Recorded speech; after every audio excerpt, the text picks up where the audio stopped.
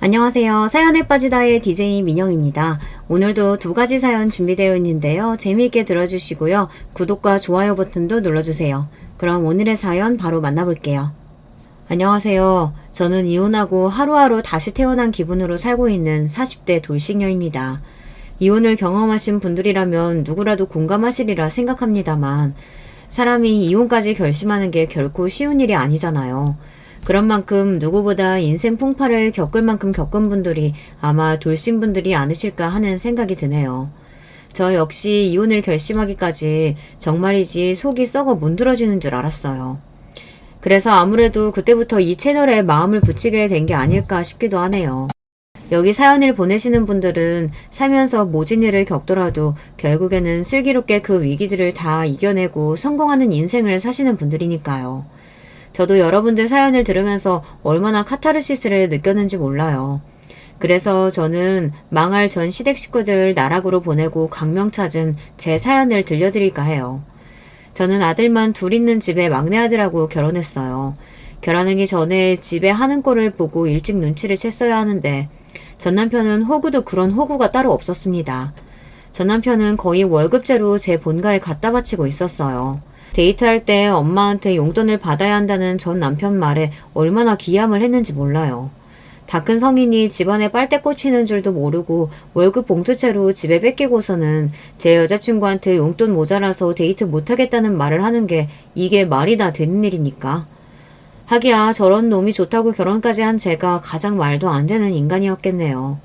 어찌됐든 결혼 후에야 전 남편과 전 시댁 꼴을 제대로 알게 되었고 그 실체에 믿는 토끼에 발등 찍힌 꼴이 되었다 한들 이미 결혼했는데 이제와 어쩌겠나 싶었어요.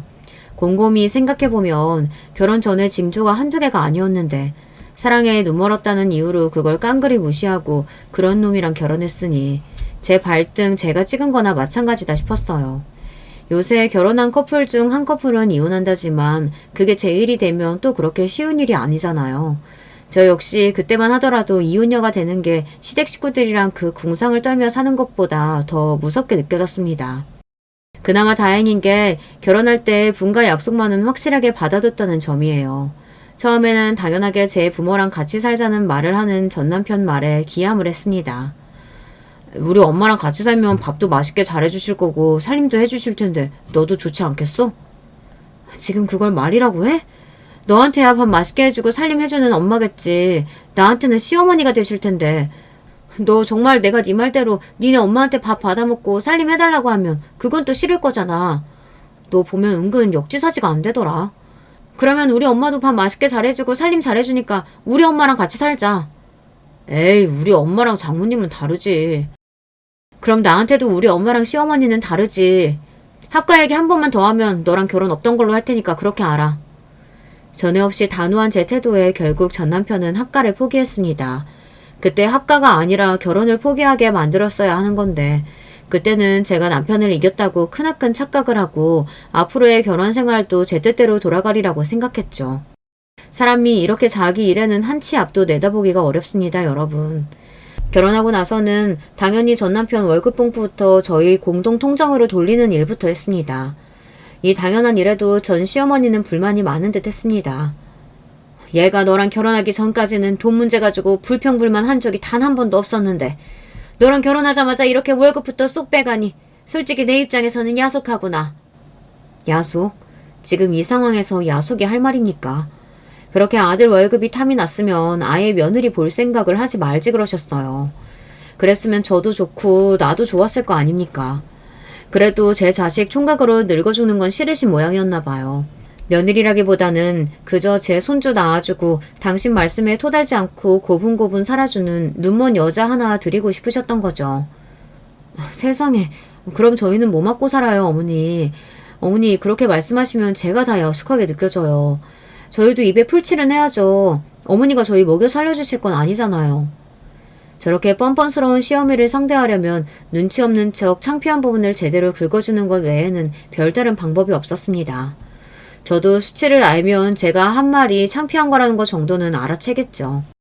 멍청한 전 남편은 제가 호구인 것도 모르고 그저 저희 엄마가 저를 아껴주는 줄로만 알고 있으니 저라도 저희 밥그릇은 확실하게 챙겨야 했습니다. 그동안은 계속 엄마가 관리해 주셨는데 결혼하고 당신이 그걸 도맡아 하니까 엄마 입장에서는 서운하실 수도 있지. 엄마한테 용돈이라도 드려서 마음도 좀 풀어드리고 그래. 그럼 네가 생활비 충당할 만큼 더 벌어오면 되겠다. 그치? 받아오는 돈은 한정되어 있는데 가정은 꾸리고 싶고 어머니 용돈도 드리고 싶고 그러면 더 버는 것 말고 방법이 없잖아. 우리 남편 힘내야겠네. 저 불리한 얘기를 할 때에만 눈치 없는 조동아리를 다무는 전 남편이었어요. 제 어머니 기분 맞춰줄 생각은 하며 제 마누라 속 뒤집히는 거에는 관심이 없는 건지 알고도 모르는 척 하는 건지 이놈도 유부남으로서는 한참 자격 미달인 놈이었어요. 그도 그럴 것이 하는 행동과는 달리 전 시어머니는 겉으로 제 막내 아들을 세상 둘도 없는 것처럼 아끼는 양 굴었습니다. 우리 태수 같은 효자가 또 없지. 엄마 생각해주는 건 우리 막내 아들 뿐이야. 내가 젊어서 그렇게 딸을 갖고 싶었는데 부처님이 또 아들 주신 대신에 딸같이 살가운 막내 아들 점지해 주신 거지. 내 맘 알아주는 건 너밖에 없다 태수야. 저 말뿐인 시어머니의 공치사에 매번 전 남편의 입이 멍청하게 해 벌어졌습니다. 그도 그럴만하죠. 저 말 한마디면 아무런 의심 없이 월급 봉투를 통째로 바치는 아들인데 뭐 전 시어머니 입장에서 효자는 효자였겠죠. 전 시어머니가 저런 말을 할 때마다 저는 속으로 혀를 찼어요. 하지만 전 남편은 뭐가 문제인지도 모르는 모양이었습니다. 자기도 알다시피 엄마가 우리 가족들 중에 워낙 나한테 의지를 많이 하잖아. 왜 안 그렇겠어. 엄마도 형 보면 마음이 갑갑하겠지. 난 엄마 이해해. 속 모르는 소리 하고 있네. 그거 다 당신 구슬리려고 하는 소리잖아. 어머님 말만 저렇게 하시고 결국 결정적인 순간에는 항상 아주버님 편인 거 정말 모르겠어? 몰라서 그러는 거야? 인정하기 싫은 거야? 왜 또 말을 그렇게 해? 가만 보면 당신은 은근히 엄마 얘기할 때 부정적으로 말하더라. 우리 엄마가 우리한테 얼마나 잘해주시는데. 그러면 전 시어머니가 그렇게 갑갑해하는 전 아주버님한테는 어떻게 대했느냐. 정말 제 막내 아들보다 미덥지 않게 생각했느냐고요. 뭐 그래 보이긴 했습니다. 적어도 겉으로 보이는 대화만 들었을 때는 말이죠. 아이고 태호가 엄마가 나물도 먹으라고 몇 번을 말해. 자꾸 고기만 먹고 그러니까 소화도 잘 못 시키고 자꾸 역류성 식도염 같은 거 생기지. 그러면서 시커멓게 커다란 성인 남자 밥그릇에 살뜰하게 나물 반찬을 덜어다 얹어주고 있는 꼬락서니를 보자면 정말이지 보는 사람 밥맛이 뚝 떨어질 정도였습니다. 전 시어머니는 40이 다 되어가는 제 장남을 꼭 4살짜리처럼 대하곤 했습니다. 아침부터 저녁까지 전 아주버님 뒷공문디를 졸졸 따라다니며 쉴 새 없이 뒤치다거리를 하는 전 시어머니의 모습을 보고 있자면 자식을 잘못 키워도 단단히 잘못 키우고 있다는 생각이 절로 들었어요. 그렇다면 제 어머니가 그렇게 저를 챙기는 것에 전 아주버님께서 고맙게 생각하느냐 하면 그건 또 절대 아니었죠. 아 엄마 귀찮게 따라다니지 말라니까. 코딱지만한 집구석에서 왜 이렇게 성가시게 따라부는 거야. 재수씨 보는데 창피하게 진짜. 저 보기 창피한 줄은 알면서 늙은 어미 손가게 만드는 자식이라는 데 대해서는 창피한 줄을 모르는 모양이었어요. 전 아주버님 말 맞다나 전 시어머니는 하루 종일 집안에서 제 큰아들 뒷공무니만 졸졸 따라다니며 온갖 참견을 다 해댔습니다. 그도 그럴 만한 것이 전 아주버님이 하루 종일 집에서 뒹굴대기만 하는 백수였거든요. 아주버님 말이야, 언제까지 저렇게 집에서 노시게 둘 거야? 어머님 아버님 연세가 적으신 것도 아니고 본인들 노후 준비하기도 빠듯하실 텐데 아주버님도 본인 앞가림은 하셔야 될 거 아니야. 형이 뭐 그럴 재주가 돼? 큰아들이라고 저렇게 집구석에만 박혀있는 꼴을 봐야 하는 엄마가 제일 안 됐지. 지금까지 저렇게 살았는데 뭐 할 줄 아는 게 있는 것도 아니고 뭐 어쩌겠어. 사람이 살던 대로 살아야지. 참 웃기는 게 전 남편은 항상 자기 형을 자기보다 못한 인간으로 취급하면서도 경제력이 없는 인간이니 당연히 저나 저희 엄마가 도와줘야 한다고 생각하는 것 같았습니다. 하기야 본인 모친에게 평생 들어온 소리가 그런 거니 귀 얇고 줏대없는 전 남편 입장에서는 그게 인생이 질리려니 착각 속에 평생을 살아온 거죠. 네 형 저렇게 1인분도 제대로 못하고 사는 걸 보면 내 속이 다 뒤집어지다 못해 제명에 못 살지 싶다. 그러니 어쩌겠니? 내가 저런 아들 녀석 만난 것도 네가 저런 형을 동생으로 태어난 것도 다 부처님 뜻이 아니겠어. 우리가 도 닦는다, 이번 생에 공덕 쌓는다 생각하고 네 형 살뜰하게 챙겨야지. 얼핏 들으면 전 남편을 추켜 세우고 전 아주버님을 깔보는 말인 것처럼 들리지만 결국은 그런 모자란 본인 장남을 당연하게 전 남편에게 떠맡기는 거나 다름없었습니다. 그런 말을 듣고도 본인 엄마가 믿는 건 장남이 아닌 자신이라고 생각하는 인간이었으니 이쯤 되면 전 남편에 대한 시어머니의 영향력은 거의 세뇌라고 해도 과언이 아니었습니다. 제 엄마가 대놓고 자기한테 빨대 꽂은 거나 마찬가지인 상황인데도 그게 가족 구성원으로서 능력을 인정받았다고 단단히 착각을 하고 사는 사람이었어요. 놀라운 것은 저 내세울 것이라고는 하나도 없는 전 아주버님도 결혼을 한 적이 있었다는 겁니다. 아니, 가장은커녕 본인 밥벌이도 못하는 양반한테 어느 눈먼 여자가 시집을 다 왔대. 결혼하기 몇 달 전인가 엄마가 하도 닥달해서 형이 잠깐 회사에 나간 적이 있었어. 엄마 지인 통해서 겨우겨우 마련한 자리였겠지. 그거나마 몇 달 못 다니고 때려치웠지만 말이 때려치운 거지 자기가 먼저 나오지 않았으면 얼마 안 돼서 쫓겨났을걸? 그러니까 결혼시키려고 다니지도 않던 회사를 급하게 밀어넣었다는 거야? 어머님도 참 너무하신다. 여자 입장에서는 사기 아니야. 여자도 어머님이 갖다 붙이셨다면서. 엄마도 오죽 답답하셨으면 그러셨겠어. 형이 워낙 정신을 못 차리니까 결혼이라도 해서 가정 되면 정신을 차리려나 싶으셨겠지. 근데 자식 일이 뭐 부모 마음대로 돼. 그렇게 밀어넣어준 회사나마 성실하게 정신 차리고 잘 다녔으면 사람 구실했을 텐데 거의 결혼하자마자 그거마저 때려치웠으니 그걸 엄마가 더 어떻게 했겠어. 그래서 예전 동서가 결혼한 지 3개월도 안 돼서 이혼서 선 건 거야? 그런 남편이랑 못 살겠다고? 몇 달 살지도 않았는데 동서는 무슨. 그 여자도 참 독해. 그래도 자기도 결혼 생각이 있으니까 우리 집안으로 들어온 거 아니야. 몇 년도 아니고 고작 몇 달 돈 안 벌어왔다고 남편을 그렇게 혼신짝처럼 버려? 요즘 여자들 진짜 무섭다니까. 나라도 버리고 도망간다 속으로 욕을 했습니다.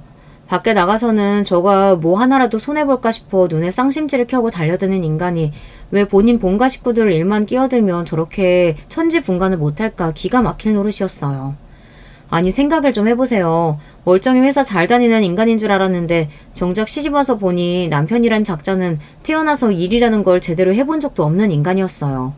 그나마 몇 달 다니던 일은 저하고 결혼하려고 억지로 다녔던 거였고 제가 속아서 결혼하자마자 기다렸다는 듯이 회사를 때려치웠습니다. 거기다가 시댁도 죄다 한통속이고 작정하고 자기를 속여서 결혼을 한 인간들인데 그런 인간들과 어떻게 가족으로 같이 삽니까? 여자분이 온 식구가 전부 사기꾼이라고 집안을 품비박산 내지 않은 것만으로도 감사하고 살아야 할 인간들이 오히려 돈 못 버는 남편 버린 인간 쓰레기 취급을 했을 게 뻔합니다. 비록 잠깐의 눈속임으로 지뢰를 밟긴 했으나 그래도 현명하신 분인지 단기간에 빨리 이 집안을 벗어나셨구나 싶었어요. 얼굴 한번 본 적 없는 전 동서가 부디 이 거지 같은 집구석에서의 악몽 같았던 짧은 결혼 생활을 잊고 행복하게 사셨으면 하고 빌었습니다. 돈도 없는 양반이 결혼은 무슨 돈으로 했대? 무슨 돈은 거지는 아버지 어머니 주머니에서 나온 거지. 아이고 아버지 어머니 주머니 같은 소리 하고 있네. 그게 정말 전 시부모님 주머니에서 나왔겠습니까? 그간 전 남편이 살뜰히 갖다 바친 월급 주머니에서 나왔겠죠. 도대체 누가 누굴 한심하게 생각하는 거예요. 저 보기에 제 집구석에서 가장 한심한 인간은 전 시어머니도 아니고 전 아주버님도 아니고 전 남편이었어요. 그걸 본인만 모르고 살았죠. 생각해보니 전 남편에 대해 그렇게 생각하면서도 어떻게 이혼만은 피해야 한다며 용을 쓰던 제가 제일 한심한 인간이었을지도 모르겠습니다. 그럼 이혼은? 누가 들어도 아주버님이 유책 배우자인 상황인데 위자료 물어줘야 했을 거 아니야. 형이야 먹고 죽으려고 해도 돈 없다고 배째라고 드러났지만 엄마 입장에서 형이 길바닥에 나앉게 생겼는데 그냥 두실 수 있었겠어? 결국 엄마가 해주셨지 뭐. 네 돈이다 네 돈. 이야기를 들으면 들을수록 빨대가 꼽혀도 제대로 꼽혔구나 싶었어요.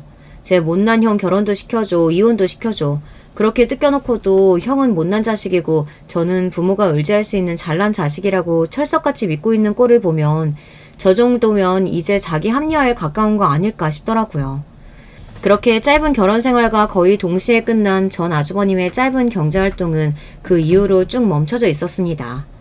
저 같으면 그 나이 먹도록 부모 집에 얹혀 살면서 돈 한 푼 없이 빌빌대고 있으면 민망하고 자존심이 상해서라도 알바 자리라도 알아봤을 것 같은데 전 아주버님은 꼭 수치심이라고는 없는 사람 같았어요. 한 번은 저한테 대놓고 이런 소리까지 하더라니까요. 재수씨 보기에는 저 사는 게 한심해 보일지도 모르겠지만 저도 저 나름대로의 고충이 있습니다. 아니, 저희 엄마 얼마나 별나게 구시는지 재수씨도 아시죠? 사람을 아침부터 저녁까지 졸졸 쫓아다니면서 못사게 구는데 그걸 어느 누가 감당합니까? 제가 아니라 태수한테도 그랬다고 생각해보세요. 그놈 그거 한 달도 안 돼서 그냥 미쳐버렸을 거예요. 나나 되니까 여태까지 엄마 유난을 이만큼이나 버틴 거죠. 그렇다고 제가 힘이 들지 않는 건 아니지만요. 어떻게 보면 다른 식구들이 나한테 고마워해야 돼. 본인이 그렇게 산다고 생각해봐. 나한테 푸니까 그나마 다른 사람들은 멀쩡하게 살 수 있는 거예요. 어린 재수복이 겸연쩍어 하는 소리가 아니라 그게 정말 진실이라고 철석까지 믿고 하는 얘기인 것 같았어요.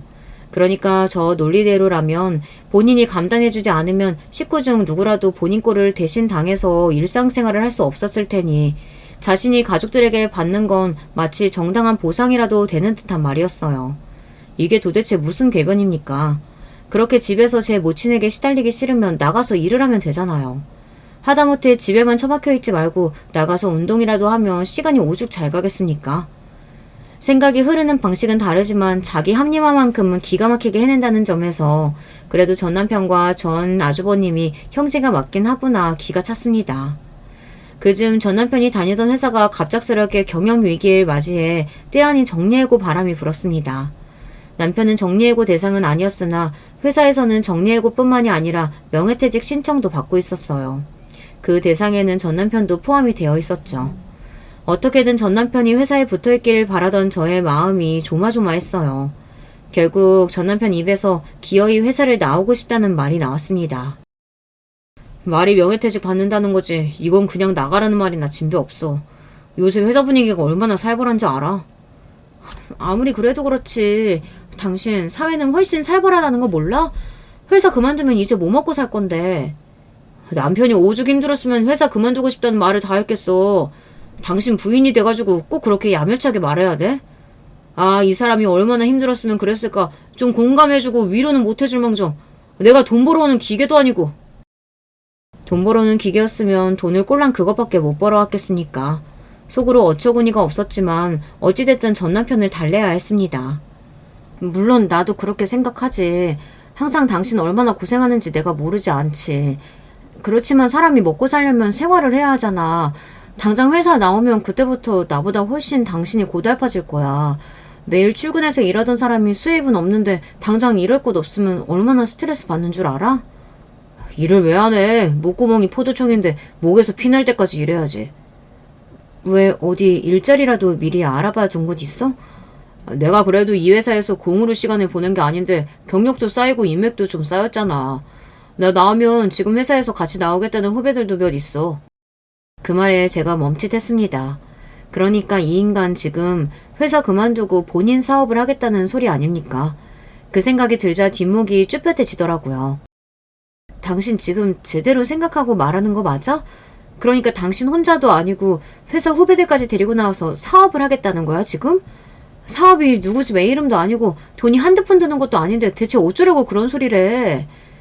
그러니까 밑도 끝도 없이 모르는 분야 들어가겠다는 게 아니라 지금까지 내가 해온 일로 사업하겠다는 거잖아. 내가 이쪽에 아는 사람이 없는 것도 아니고 나 사업하겠다고 하기만 하면 도와주겠다는 사람 천지야. 당신은 사람을 무시해도 유분수지. 당신 남편이 그렇게 생각 없이 사는 사람인 줄 알아? 전 남편이 다니던 회사는 광고 대행사였습니다. 광고 대행사라고 하니까 제법 그럴싸하게 들리긴 하지만 실상은 그렇지 못했어요. 동네 단위의 음식점이나 가게 등의 홍보 전단지를 만드는 것이 주로 하는 일이었으니 애초에 전 남편이 다니던 회사 자체도 별로 크지 않았습니다. 그런데 그 크지도 않은 회사에서 독립해 나와서 회사를 차리겠다니 제가 그쪽에 대해 전 남편보다 아는 게 적은 건 사실이지만 그런 업체들이 이미 포화 상태라는 것쯤은 알고 있었습니다. 시장에 대한 파악이 전문가가 아닌 저보다도 안 되어 있는 사람인데 저 사람이 무슨 사업을 하나 싶어 기가 막혔습니다. 당신이 디자이너에게라도 하면 내가 그나마 생각이라도 해보겠어. 그런데 당신 영업직이잖아. 그러면 직원으로 디자이너도 뽑아야 하고 당신 영업될 때 사무일 볼 사무보조도 필요하고 고용해야 할 직원이 몇 명인데 당장 당신 밥벌이도 할 수 있을지 모를 판에 그 직원들 월급은 다 어떻게 주려고. 아니 다 떠나서 당신 사업할 돈이 어디 있는데 뭐 나 모르게 꿍쳐둔 쌈짓돈이라도 있어? 제 알량한 자존심 내세우며 빡빡 우기던 전 남편 말이 뚝 끊겼습니다. 그러면 그렇지. 제 놈한테 그럴 돈이 어디 있겠습니까? 그걸 뻔히 알면서 저 입을 다물게 하려고 일부러 꺼낸 말이었어요. 그런데 전 남편이 생각지도 못한 말을 꺼내더군요. 당신 결혼 전에 장인어른이 유산 땡겨주신 거 있잖아. 그거 일단 사업 출자금으로 쓰면 되지 않겠어? 아주 당연하게 제 돈이 자기 돈이라도 된 양 말하는 전 남편이었습니다. 저는 그만 기가 탁 막혔어요. 지금 그 돈 얘기가 왜 나와? 그 돈 말 그대로 우리 부모님이 나한테 주신 돈이야. 결혼 후에 받은 돈도 아니고 결혼 전에 받은 돈이고 당신하고는 하나도 상관없는 돈이라고. 당신 말 진짜 서운하게 한다. 우리가 남이야? 내가 나 혼자 잘 되자고 이래? 우리 둘 다 잘 살자고 내가 이렇게 아등바등 사는 거잖아. 우리를 위해서, 앞으로 태어날 우리 아이들을 위해서. 나 잘 되면 다 당신한테 돌아올 텐데 꼭 남 얘기하듯 그러는 거 나한테 진짜 상처야. 화를 내도 내가 내야지 제 놈이 왜 화를 낸답니까? 그 말을 끝으로 전 남편은 정말 며칠 동안 저한테 말도 한마디 안 걸더라고요. 저가 그렇게 나가면 제가 못 이기는 척 지고 들어올 거라고 생각한 모양이었습니다. 그러나 저도 전 남편이랑 그 가족들에게 그간 당해온 것이 있는데 호구처럼 제게 남은 얼마 안 되는 것까지 홀다당 뺏길 생각은 추호도 없었습니다. 제 반응이 자신이 예상한 것과 다르게 돌아가자 전 남편도 초조해진 기색이었어요. 그럴 만도 하죠. 전 남편한테 돈 나올 구석이 어디 있겠어요. 애초에 결혼 전까지는 번 돈은 싹 다 제 본가에 가져다 바쳤고 제 식구들 외에는 돈 쓰는 거나 마음 쓰는 거나 밴댕이 소갈딱지인 전 남편한테 그만한 돈 턱턱 내어줄 지인이 있을리 만무했습니다. 그렇다고 전 시댁에서 전 남편을 도와주리라는 생각은 그야말로 턱도 없는 생각이었어요. 돈 가져갈 때나 우리 아들 간이고 쓸개고 다 빼줄 듯 굴었지만 제 큰아들 귀한 줄이나 알지 둘째 아들은 돈줄로 생각하는 전 시어머니가 그만한 돈을 내어줄 리가 없잖아요. 내 돈 빼앗아 간다고 욕이나 하지 않으면 다행이었습니다. 그러니 남은 게 누구겠어요. 저밖에 더 있겠어요. 전 남편 입장에서는 제 사업을 하려면 어떻게든 저를 굴어 삶아야 하는 것 말고는 방도가 없었을 거예요. 여보, 며칠 전에 내가 말이 너무 심했지? 내가 요즘 회사에서 퇴사 압박이 너무 심해서 말을 제대로 가리질 못했나 봐. 내가 자기 아니면 또 누가 있어. 난 항상 우리 둘이 같이 잘 살 생각뿐인데 자기가 그걸 몰라주니까 너무 내가 서운했나 봐. 나 정말 준비 많이 했어. 절대로 당신 고생시키지 않을 테니까 처음에만 나 좀 도와주라. 응? 여보. 씨알도 안 먹힐 말이긴 했지만 평생 제 엄마와 형한테 뜯어먹혀 놓고 막상 도움 필요할 때는 어느 누구 하나 손 벌릴 곳이 없는 전 남편 인생이 딱하게 느껴졌습니다. 지금 와서 생각해보면 전 남편 딱해 할 시간에 나나 딱해 했으면 속이라도 덜 뒤집혀졌을 것을. 그래도 그때까지는 저런 것도 남편이라고 어떻게든 잘 고쳐서 끝까지 잘 살아보고 싶었어요. 마음이 반쯤 넘어가면서도 한 번 더 슬쩍 떠봤습니다. 그래도 어머님께 운이라도 한번 띄워보지. 그간 당신이 집에다 해준 게 얼만데 어머님도 아예 모르는 척 하시면 안 되는 거 아니야? 그게 다 언제적 돈인데. 나 결혼하고 나서는 다 당신이 관리했잖아. 그간 형 앞으로 들어간 돈도 적지 않은데 본인들 노후 준비나 제대로 하셨으면 다행이지. 들으나 마나한 소리에 한숨이 푹 나왔습니다. 취직해서 10년 넘게 일하고도 손에 쥔 게 아무것도 없어 마누라한테 아쉬운 소리나 하는 남편이라니요. 이런 인간을 믿고 정말 평생을 보내도 괜찮을지 회의감이 들었으나 전 남편 말대로 이혼하지 않은 이상은 그 인간과 저는 운명 공동체잖아요. 결국 저는 내키지 않는 마음으로 전 남편에게 회사를 창업할 사무실을 하나 얻어주었어요. 여보, 정말 고마워. 진짜 자기밖에 없어.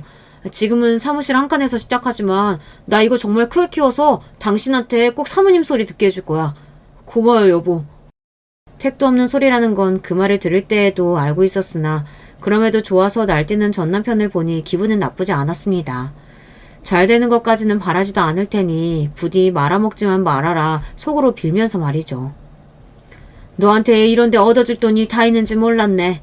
우리 아들이 복도 많구나. 우리 태욱이도 이렇게 사무실 턱 내어줄 여자 하나 만나 살면 얼마나 좋을까. 아휴, 우리 딱 하나 아들. 제 둘째 아들 개업식에 와서까지 본인 큰아들이 애처로워 어쩔 줄을 모르시는 전 시어머니 꼴을 보는 게 눈꼴 시려웠지만 좋은 날 덩달아 분위기 망치기 싫어 꾹 눌러 참았습니다.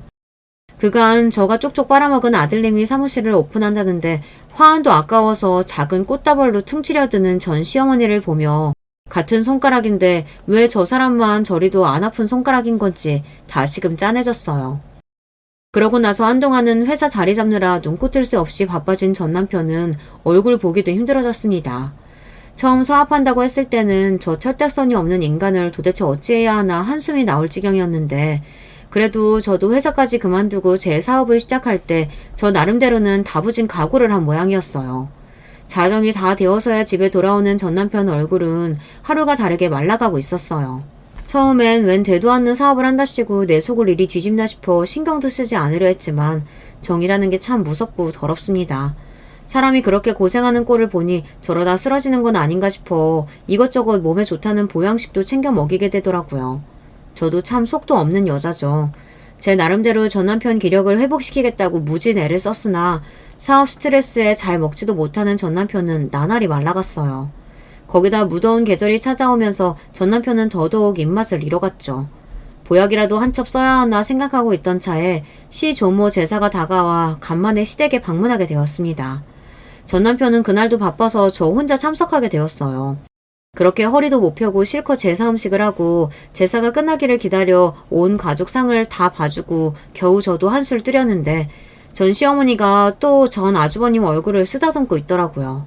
밥상머리에서 밥맛 떨어지게 또 저러고 있다 싶으면서도 저도 적응의 동물인지 이제는 그러려니 하고 숟가락을 입에 집어넣는데 전 시어머니가 그러더군요. 올해 더위가 유난해서 그런가? 애 얼굴이 너무 안 좋다. 그러니까 잠깐이라도 밖에 나가 햇볕도 좀 쏘이고 그러라니까. 더워 죽겠는데 나가긴 어딜 나가. 익숙하게 제 얼굴을 쓰다듬는 모친 손길을 쳐내며 전 아주버님이 퉁명스레 대꾸했어요. 그 다음에 전 시어머니로부터 이어진 말 때문에 저는 그만 밥 먹는 것도 잊고 말았어요. 안 되겠다. 내일 당장 나랑 같이 한의원 가서 진맥 받고 약 한 참 맞추자. 너 여름에 체력 떨어지는 거 우습게 생각하면 안 돼.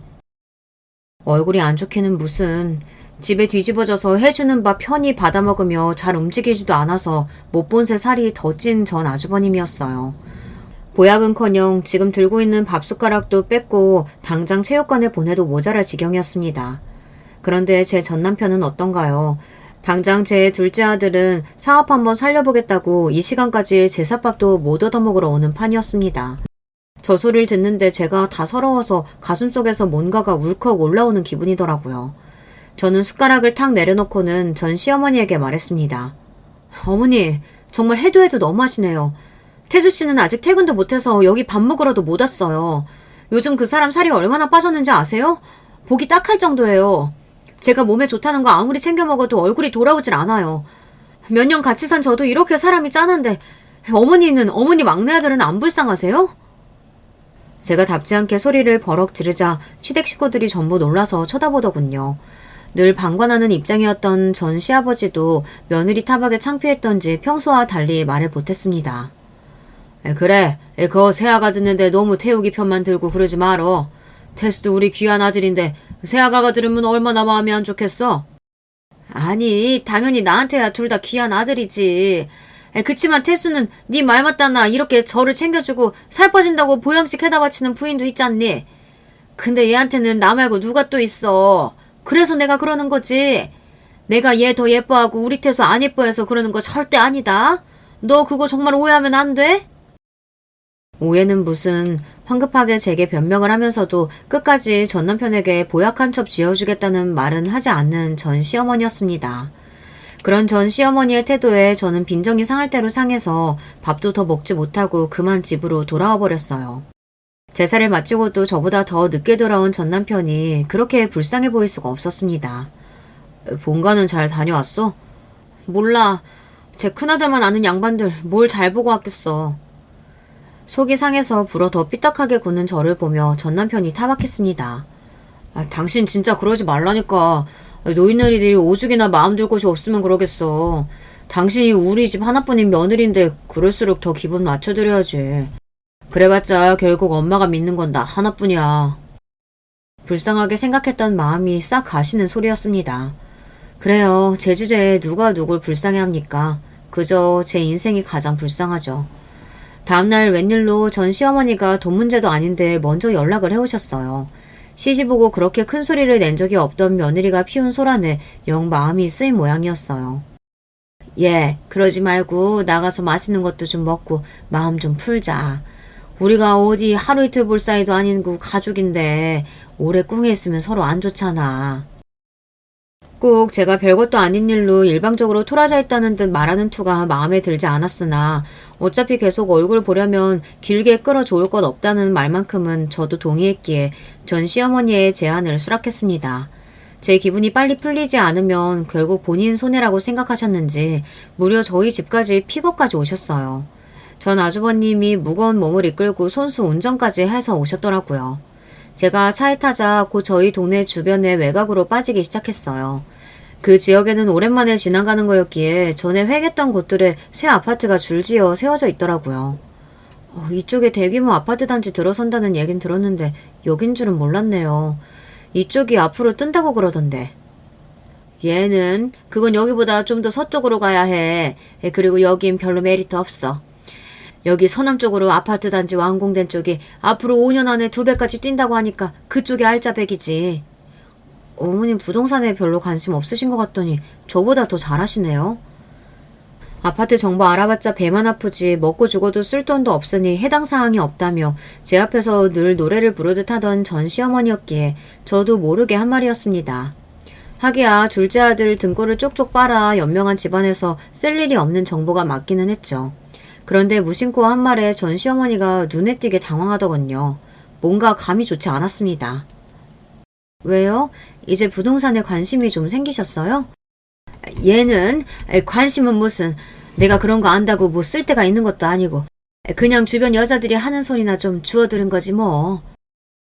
황급히 말을 얼버무리는 꼴이 또 무슨 작당을 하고 있나 싶었으나 가뜩이나 분란을 일으켜 만든 자리인데 거기에 피곤한 일을 더 얹고 싶지 않아 그만 입을 다물었습니다. 그때 좀 더 추궁을 했더라면 그렇게 세게 뒤통수 맞는 일은 없었을까 싶긴 하지만 뭐 결과가 크게 달라지지 않았을 것 같기도 합니다. 그렇게 먹는 둥 마는 둥 하는 식사 자리를 대충 마무리하고 감정의 골을 해결하지 못한 채 일단 겉으로만 감정을 수습한 것처럼 보였습니다. 그 와중에도 전 남편은 여러 사업을 일으켜보겠다고 제 딴엔 갖은 용을 썼어요. 하지만 결과는 영 신통치 못했어요. 애초에 진짜 레드오션인 분야 아닙니까? 그런 분야에 신성기업으로 뛰어들었다면 물량 공세라도 해야 승산이 있을 텐데 저희가 그럴 돈은 또 어디 있나요? 사실 예정된 수순이긴 했습니다만 그걸 어떻게든 살려보겠다고 애쓰는 전 남편이 딱해 보였죠.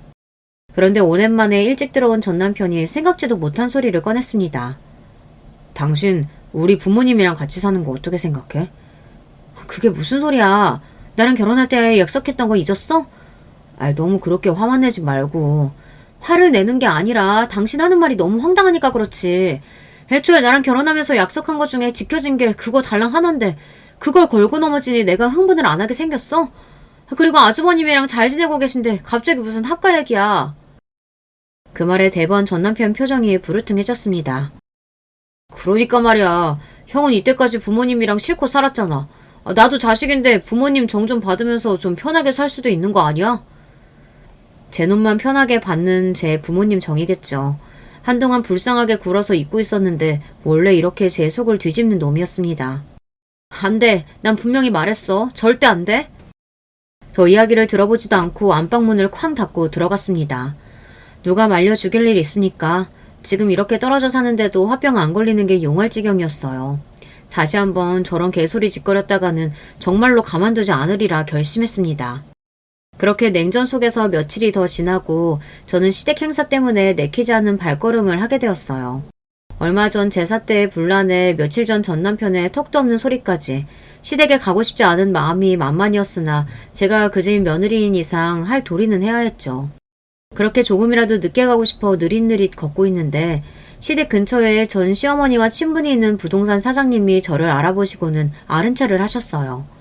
아이고 시댁 가나 보네. 얘기한 부동산 대장은 잘 정리했으니까 어머님께도 그렇게 전해줘요. 부동산 대장이요? 무슨 부동산 대장 말씀이세요? 왜? 그대 큰아들 앞으로 넘겨달라고 했던 거 있잖아요. 그거 다 마무리했으니 조만간 서류 가지러 오라고. 이게 도대체 무슨 말입니까? 먹고 죽으려도 없다는 소리를 입에 달고 사는 시댁인데 무슨 부동산이 있고 또 그걸 누구 앞으로 넘긴다는 거예요. 그 소리를 듣는데 온갖 불길한 가정이 저를 덮쳐오는 것 같아 숨이 턱 막히는 것 같았어요. 그 집에 그간 돈 나올 구석이라곤 전 남편뿐이었는데 결혼 후에는 월급은 제가 다 관리했다 해도 저 모르게 상여금이나 보너스 같은 건 여전히 시댁에 가져다 날랐을 걸 알면서도 모른 척 해줬던 저였습니다. 그 집에 뭔가 꿈쳐둔 게 있다면 출처는 제 남편이라는 소리입니다. 뒤늦게 아차 싶어 저를 막아서는 부동산 사장님을 뒤로하고 저는 시댁 대문을 쳐부술 기세로 시댁에 쳐들어갔습니다. 너 할 일이 얼마 남았는데 이제야 와? 어머님, 아주버님한테 부동산 넘기셨다는 말 도대체 무슨 말이에요? 날카롭게 따져묻는 제 목소리에 시댁 식구들이 일제히 굳어버렸습니다. 전 시아버지는 늘 그렇듯 자리를 피하고 전 아주버님도 제 눈총을 슬쩍 피하더군요. 그럼 남은 사람은 전 시어머니 뿐이죠. 너 그 얘기 어디서 들었어? 이 입산 옆에 내가 애한테 아파트 해준 거 그걸 너한테 홀라당 풀었어? 그러니까 제 큰아들한테 부동산을 넘긴 건 맞다는 소리였습니다. 저는 사람이 혈압이 치솟으면 정말 정신이 혼미해진다는 걸 그때 처음 알았어요. 어머니, 정말 해도 너무한 거 아니세요? 그동안 그 사람이 이 집에 어떻게 했는데요? 그렇게 저희한테는 돈 없다고 뭐 하나 안 베풀고 하시더니 그걸 홀랑 다 아주머님을 주세요? 누군 죽도록 일해서 주기만 하고 누군 평생 받기만 해요? 같은 자식인데 어떻게 이렇게 대접이 다를 수가 있어요? 예, 그렇게 흥분만 하지 말고 너희야 너희끼리 도도 사업도 하고 잘하고 살살잖니. 근데 쟤는 이제 와서 어디 취직도 못하고 어떻게 할 거야. 너 정말 그렇게만 생각할 일 아니야. 우리가 다 늙어서 이제 제 책임 못 지겠다고 너희한테 떠넘기면 어쩌려고. 그걸 우리가 너희 생각해서 제 살 길 만들어준 건데 그렇게 이야기하면 안 되지. 정말이지 돌아버릴 지경이었습니다. 이젠 제 큰아들 저희 부부한테 떠넘긴다는 협박까지 하니까.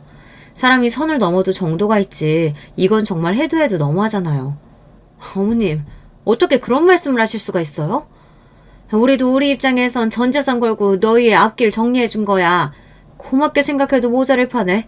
내가 우리 재산 어떻게 쓰는 것까지 너한테 허락받아야 하니? 밉살맞게 말하는 전 시어머니 때문에 꼭지가 도는 것 같았습니다. 그래도 계속 거기 있다가는 정말 제가 무슨 짓을 할지 몰라 시댁을 뛰쳐나왔어요. 우리 재산이라뇨. 전 남편 등쳐모아서 만든 부동산일 것이 뻔한데 뻔뻔한 언행에 숨이 턱턱 막혔습니다. 저는 곧장 전 남편에게 전화를 걸었어요. 당신 어머니가 당신 형한테 아파트 준 거 알고 있었어? 그런데 이 인간이 대답이 없는 겁니다. 저는 이번에도 전 남편이 호구노릇만 잔뜩 하고 뒤통수 맞은 거 아닌가 싶어 걱정이 만만이었는데 하등 쓸모없는 일이었던 거죠. 저 빼고 모든 시댁 인간들이 한통속이었어요. 길어진 침묵에 결국 제가 폭발하고 말았습니다. 너 진짜 등신이야? 호구노릇도 정도가 있지. 이젠 부모님 재산까지 다 뺏기고 멍청하게 손가락 빨고 있어? 그게 진짜 네 부모님 재산이면 내가 이렇게까지 기가 막히진 않을 거다. 그거 다 네 주머니에서 나왔다는 거 너 진짜 몰라서 이래? 그렇게 등신 호구같이 살 거면 너 혼자 살지. 왜 나까지 이 진창에 끌고 들어와서 사람 속을 뒤집어? 네 얼굴 보면 헛다지 나서 죽을지도 모르니까 당분간 집에 들어오지 마.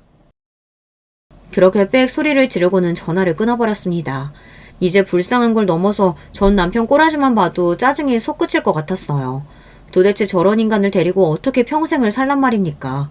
남은 제 인생이 깜깜해서 그만 눈물이 났습니다. 눈치가 있는 건지 없는 건지 전 남편은 정말로 그리고 며칠 집에 들어오지 않았어요. 안 들어오면 제 놈만 손해지 생각하며 그 며칠간 쓰린 속을 애써 홀로 달랬습니다. 그러다가 전 남편이 다시 집으로 돌아왔을 때는 혼자가 아니었어요. 어머님이 여긴 웬일이세요? 날카로운 제 말투에 모자가 움찔하더군요. 그러나 이내 뻔뻔하게 나가야 한다고 생각했는지 전 시어머니가 말했습니다. 얘는 내가 어디 못 올 때 왔니? 나 이제 너희들이랑 살려고 왔다. 뭔 정신 나간 소리예요 이건. 제가 이성을 잃고 소리를 질렀어요. 여기 내 집인데 어머님이 왜 여기서 살아요? 왜요? 살던 집까지 귀하신 큰아드님 주셨어요? 당신 어머니한테 그게 무슨 말버릇이야? 넌 입 닥치고 있어. 내가 허락 안 했는데 어머니가 무슨 자격으로 여기서 살아요? 내 아들이 허락했다. 내가 세상에서 제일 좋아하는 우리 둘째 아들이랑 같이 살겠다는데 무슨 혓바닥이 이렇게 길어? 제일 좋아하는 둘째 아들은 무슨. 당신한테 저 인간 돈 빨아먹을 호구로밖에 안 되는 거 내가 모를 줄 알아? 어디 나까지 호구 취급을 하고 있어. 둘 다 꼴도 보기 싫으니까 당장 내 집에서 나가.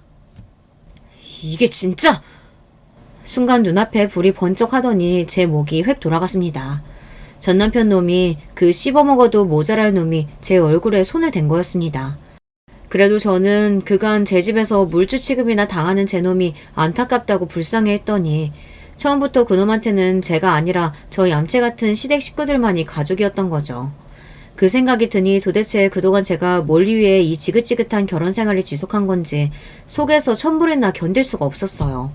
당장 이 불을 끄지 않으면 그만 화르륵 타 죽을 것만 같았습니다. 저는 제가 무슨 짓을 하는지 자각도 하지 못한 채 욕실에서 호스를 끌어다 그 빌어먹을 두 모자에게 물줄기를 퍼부어댔어요. 나가! 둘 다 내 인생에서 꺼져버려! 너희들 때문에 내가 되는 일이 하나도 없어! 꼴도 보기 싫으니까 둘 다 나가서 죽어버려! 미친년처럼 물줄기를 휘두르는 제 꼴에 놀라 두 모자가 허겁지겁 집 밖으로 피신했습니다. 그때를 놓치지 않고 저는 현관문을 쾅 닫아버렸어요. 그러고는 그 자리에 퍼질러 앉아 집이 떠나가도록 엉엉 오열하기 시작했어요. 본능적으로 이 결혼이 결국 깨져버렸다는 것을 실감했습니다. 그 두 인간들에게 이런 꼴까지 당했는데 더는 이혼이 무섭지 않았습니다. 그동안에야 어떻게든 가정을 지켜보겠다고 못 볼 꼴 참아낸 거지 이혼을 결심한 마당에 제가 못할 짓은 세상에 아무것도 없었어요. 저는 당장 전 남편 놈의 회사 사무실을 전세부터 뺐습니다. 부동산 사장님이시죠? 저희 사무실 전세 급하게 뺄 일이 생겨서요. 길 맞추지 못한 건 저희 쪽에서 부담할 테니 최대한 빨리 부탁드려요. 들어오신다는 분 있으면 당장 내일이라도 뺄 수 있으니 연락 기다리겠습니다. 마침 공교롭게도 사무실 전세가 많이 부족할 시기였습니다. 부동산 사장님과 함께 사무실을 보러 온 사람을 갑작스레 맞이한 전 남편 놈이 혼비백산해서 집으로 달려왔어요. 이게 무슨 소리야? 사무실을 뺐다니. 저는 놈 말에 대꾸도 않고 준비한 이혼 서류를 놈 면상에 집어던졌습니다. 내 돈 내가 뺀다는데 네 놈이 무슨 상관이야. 너같이 천지국만 못하는 호구놈이랑은 단 하루도 살아줄 생각 없으니까 이혼 서류에 사인이나 해서 보내. 저가 유책 배우자로 표기된 서류를 보고 놈 눈이 뒤집어졌습니다. 누구 맘대로 이혼이야. 그리고 왜 이 집이 네 앞으로 되어 있어? 왜긴 왜야. 네가 대도하는 사업한답시고 이 집에 그나마 절반 넣어둔 돈 나한테 현금으로 받아갔잖아. 공증까지 받아놓고. 네 마누라 돈이니까 진짜 네 돈이라도 된 줄 알았어? 쟤 미친놈이 폈는다고 마누라 뺨까지 쳐놓고 그러고도 네 놈이 이혼 안 당할 줄 알았니? 네가 아주 나를 등신으로 봤구나. 네 모자 가고 진단서까지 끊어놨으니까 넌 가정폭력까지 행상한 유책 배우자야. 나 없으면 땡전 한 푼 없는 거지 주제에 감히 나한테 손찌검까지 해? 오늘 이후부터는 접근금지 신청도 할 테니까 네 면상 볼 일은 더는 없을 거다. 가서 네 어미 젖이나 먹어. 그러고는 곧장 인터폰을 들어 저 무례한 주거침입자를 쫓아내줄 것을 요청했습니다. 전 남편은 씩씩대면서도 곧 출동한 안전요원들에게 질질 끌려나갔어요. 그걸로 전 남편과는 완전히 끝이었어요. 워낙 이혼의 책임이 확실하기도 했고 저희 친정에서 그놈이 제게 손댄 걸 알 이후로는 완전히 놈과의 접촉을 막아버렸으니까요. 그렇게 놈은 찍소리도 못하고 집도 잃고 회사도 잃고 빈털터리가 된 채로 저에게 이혼당했습니다. 정말로 저들이 살던 집까지 처분해 큰아들 놈에게 주고 제 집으로 살러 들어올 작정이었던지 당장 살 곳이 없어진 전 시부모와 전 남편이 모텔을 전전한다는 소리를 들었을 때는 그런 깨소금 맛이 있을 수가 없었어요. 진짜 재밌는 게 뭔지 아세요?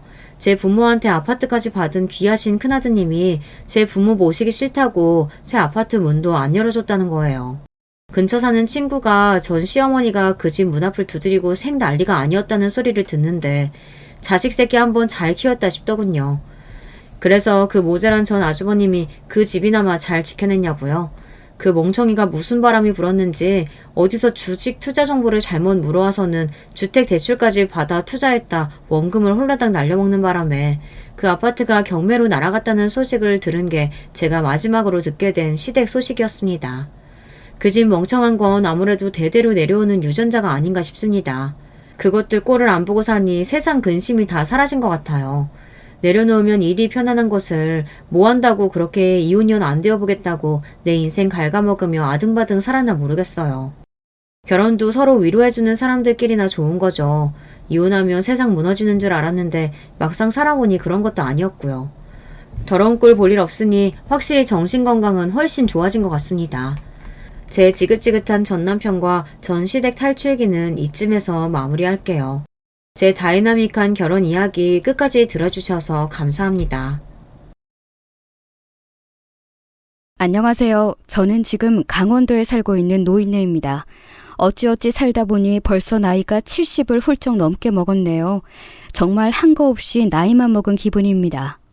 얼마 전 개인적으로 정말 안 좋은, 하지만 나중에 화근을 제거한 듯한 일이 있었어서 한번 이야기를 해보고 싶었습니다. 제 나이가 된 분들은 아마 자식들이 가장 큰 걱정일 거예요.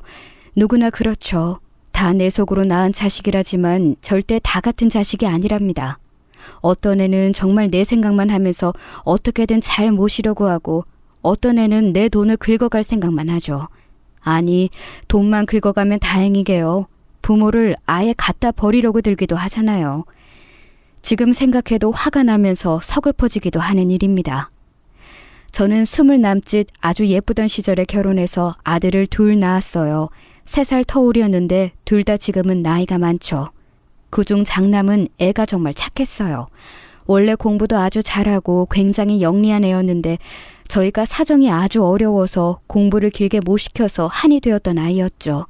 저희 신랑이 둘째 애를 낳고서 겨우 1년도 되지 않아서 세상을 떠났거든요. 신랑은 저보다 겨우 4살 많았는데 정말 너무 아까운 나이에 가버린 거였죠. 원래 배 타는 어부였는데 그날도 고기 잡으러 배 띄었다가 풍랑에 휘말려서 돌아오지 못했어요. 정말 그때 생각하면 얼마나 울었는지 아마 상상도 못하실 거예요. 어촌에서 사는 가난한 과부가 애들 둘 데리고 어떻게 살았겠어요. 삿바네질하고 나물 캐서 장에 내다 팔고 마을 인정에 기대서 밥 얻어먹으면서 살았죠. 그 당시에 강원도 어촌은 여러분이 생각하시는 것보다 상상 이상으로 힘들었어요. 지금 도시에서 사는 분들은 절대 알기 힘든 종류의 궁핍함이 있었죠. 그래도 아이들은 꼭 학교에 보내서 나중에 출세시키겠다고 그 고생을 전부 다 했답니다. 전기도 안 들어와서 낮에 바느질거리를 붙잡고 있다가 해가 내려가면 촛불 하나 켜고서 그 밑에서 바느질을 했어요. 손톱 밑이 바늘에 하도 찔려서 별로 아프지도 않을 지경이었죠. 배 곪는 것도 예사였고요. 그래도 애들 밥은 굶기지 않으려고 이웃집에서 밥 얻어가지고 오면 한 공기 반 되는 것을 애들을 반갈라 주었어요. 그럼 장남은 꼭 저한테 물었죠. 엄마는 안 드세요? 제가 먹을 밥은 없었지만 애가 그렇게 속 깊게 물어주는 것이 정말 어찌나 고맙던지, 그 애가 아니면 저를 생각해주는 사람이라곤 없던 시절이었으니까요. 걔가 그렇게 물을 때마다 저는 일부러 배부르다고, 엄마는 밖에서 먹고 왔다고 애를 안심시키면서 얼른 너 먹으라고 말을 했어요. 큰아들은 석연치 않은 얼굴을 할 때가 많았지만 그래도 알겠다면서 고개를 끄덕이면서 먹고는 했죠. 하지만 항상 밥 2술 정도를 공기에 남겨두고서 배부르다면서 물러났고요. 저한테 먹으라는 거였어요. 그런데 둘째 아들은 어땠는지 아시나요? 물론 막 클 때였기 때문에 어린애가 얼마나 배고팠을지는 알아요. 하지만 둘째 아들은 형이 밥 2술을 남기면 눈치도 보지 않고 달려들어서 밥 공기를 가져가 싹싹 긁어먹어 버렸죠. 항상 둘째가 배고파 있기 때문에 밥을 조금 더 덜어줬는데도 만족하는 법이 없었어요. 너 엄마 드셔 하는데 왜 네가 먹어? 큰아들은 그럴 때마다 작은아들을 혼냈지만 작은아들은 별로 신경도 쓰지 않고 제 뒤로 와서 숨고는 했죠. 사실 저라고 왜 배가 안 고프겠어요. 게다가 큰아들이 저한테 신경 써주는 것 그 자체가 얼마나 고마운지 잘 알기 때문에 큰아들이 화내는 것도 이해할 수 있었죠. 하지만 그렇다고 해도 작은아들이 그 성장기에 배를 골무며 자라나는 게 전적으로 제 탓이었기 때문에 애한테 화를 낼 수는 없었어요. 그래서 항상 큰아들을 말리면서 작은아들을 제 뒤로 숨기고서 괜찮다고 다독여줬죠. 그럴 때마다 작은아들은 제 뒤에서 큰아들한테 꿀밥 먹은 것을 서러워하고는 했어요. 사실 지금 와서 생각해도 이해는 할 수 있어요. 작은아들이라고 해서 어릴 때부터 특별히 욕심이 많은 건 아니었거든요. 다만 식탐이 좀 많았고 애가 성격이 약간 모자란 정도였어요. 그것도 큰아들에 비해서 그랬던 거지 보통 평범한 남자애들 같았거든요. 활발하고 잘 먹고 적당히 욕심 부리고 그래서 작은아들을 탓할 수도 없었던 시절이었죠. 그래도 우리 아들들은 잘 자라나서 제 기대를 저버리지 않고 자기 몫을 하는 성인으로 자라줬어요. 큰아들은 아버지를 닮아서 그런지 바다를 좋아했고 10대 때부터 열심히 동네 선장님한테 일을 배우러 다니더니 결국 어부가 되었거든요. 나중에는 선주가 되고 싶다면서 돈 열심히 모아서 배 살 거라고요. 작은 아들은 도시로 나가서 살고 싶다고 하더니만 나이 20에 고등학교 졸업하자마자 서울 근방으로 나가서 작은 회사에 입사했어요. 엄마인 저로서는 사실 작은 아들의 선택이 더 마음에 들었죠. 어부는 제가 너무 잘 알다시피 고생도 심하고 너무 위험하기도 했어요. 그것 때문에 큰아들하고 싸우기도 정말 많이 싸웠답니다. 너희 아버지도 어부일 하다가 돌아가셨는데 왜 그 길을 또 가고 싶어 하냐고요. 그런데 그렇게 말 잘 듣고 착하던 큰아들이 그 문제에 있어서는 제 말을 안 들어주더라고요. 얼마나 속이 상했는지 몰라요. 엄마는 정말 사랑하고 극진히 모시고 싶지만 그래도 자기 인생은 자기가 하고 싶은 일 하면서 살고 싶다나요? 왜 하필 그게 어부일이냐고 물었지만 바다가 좋대요. 제 아버지도 일이 없어도 항상 바다 나가서 바라보는 게 버릇이었는데 아마 피는 못 속이나 보다 싶었어요. 애가 뭐 기억도 하기 전에 남편이 죽었는데도 말이에요.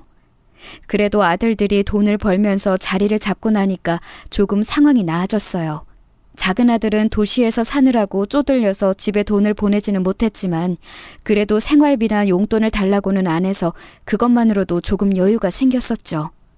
큰아들은 배를 타면서 선장님한테 돈을 받았는데 작은 배이긴 했지만 그래도 선장님이 워낙 너그러우신 분이라서 돈이 부족하지 않게 주고는 해주셨어요. 얼마나 고맙던지요. 엄마, 이제는 좀 쉬세요. 제가 버는 돈만으로도 우리 식구 밥은 먹고 살 수 있잖아요. 면목이 없어서 어쩌니. 엄마, 여기저기 너무 아픈 곳 많아서 이제 좀 쉬셔야죠. 큰아들은 안타까운 얼굴을 하고서 그렇게 말하고는 했어요. 사실 뭐 먹고는 살아도 그렇게까지 여유로운 것은 아니라서 제가 일을 그만두는 것은 조금 망설여지기는 했었죠. 너희들 장가도 보내려면 한 미천은 마련해둬야지. 어떻게 내가 일 그만하고 쉴 수가 있겠니? 마음이 불편하지. 제가 그렇게 말하면서 웃으니까 큰아들이 그러대요. 엄마, 괜찮아요. 전 결혼 안 할 거니까요. 결혼을 안 해? 무슨 소리는 그게? 전 그냥 평생 엄마 모시고 살 거예요. 그게 좋아요. 20 조금 넘은 큰아들이 그런 소리를 하는데 제가 억장이 다 무너지더군요. 저를 편하게 해주겠다는 말은 너무 고마웠지만 아들이 결혼을 안 한다는데 놀라지 않을 부모가 어디 있겠어요. 저는 그래도 아직 어리니까 그런 소리를 하겠거니 하고서 그 후로도 계속 아들한테 어디 좋은 아가씨 없냐, 너 결혼 빨리 해서 손주를 보는 게 엄마 생각하고 효도하는 거다 하면서 은근하게 계속 결혼하기를 바라는 눈치를 줬어요. 하지만 큰아들은 조금도 결혼 생각이 없더군요. 반대로 작은 아들은 결혼을 하려고 아주 젊을 때부터 성화였어요. 작은 아들은 고등학교 졸업하자마자 수도권으로 나가서 회사에 다녔는데 어느 날인가 주말에 집에 오더니 거기 격리인지 뭔지 하는 아가씨하고 결혼하고 싶다고 하더군요. 애가 뭐 20 중반만 되었어도 그래 알아서 하겠지 하고 기쁘게 보내줄 수 있었을 것 같아요. 그런데 당시 작은 아들은 겨우 22이었거든요. 아직 군대도 가기 전이었는데 갑자기 결혼을 하겠다고 말을 꺼내니까 말이에요. 무슨 소리냐? 너 아직 군대도 안 다녀왔지 않느냐? 제가 꾸지람을 했지만 작은 아들은 그런 문제에 되게 고집이 셌거든요. 애 자체는 밝고 명랑한데 좀 고집이 세고 자기가 하려고 하면 꼭 해야 하는 게 문제인 애였어요. 하지만 역시 군대 다녀와서 결혼을 해도 하라고 제가 애원을 한 끝에 작은 아들은 곧 군대를 다녀와서 3년 뒤에 결혼을 했죠. 사실 며느리감이 마음에 들지는 않았어요. 별로 얌전한 아이가 아니더라고요. 그래도 작은 아들이 군대 다녀오는 3년 동안 얌전하게 기다려줬기 때문에 고맙기는 했는데 처음 저희 집에 방문했을 때 태도가 그렇게 좋지는 않았어요. 인사도 하는 둥 마는 둥 하고 방문 여기저기 휙휙 열어보고 어린 아가씨가 그런 태도라는 게 좀 놀랍더군요. 작은 아들은 고집은 좀 세도 애가 예의 범절은 바르게 자랐는데 아무래도 며느리라고 들어온 애가 작은 아들한테 좋은 영향은 미치지 않을 것 같은 예감이 들었어요.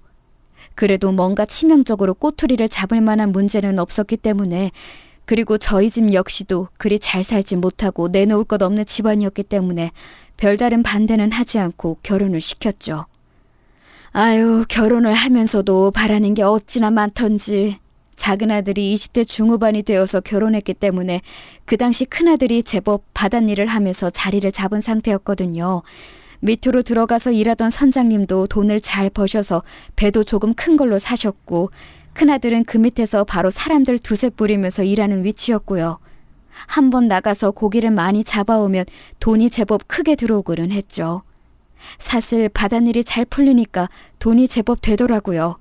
작은 회사에 월급쟁이로 다니는 작은 아들은 안정적이기는 해도 돈에 있어서는 제 형을 못 따라갔어요. 다행히 그쯤에는 큰아들 덕분에 저 역시도 일을 다 놓고 집에서 쉴 수 있었고요. 그런데 작은 아들이 그런 집 사정을 다 알고 있었거든요. 그러니까 좀 애가 욕심을 부린다고 해야 하나?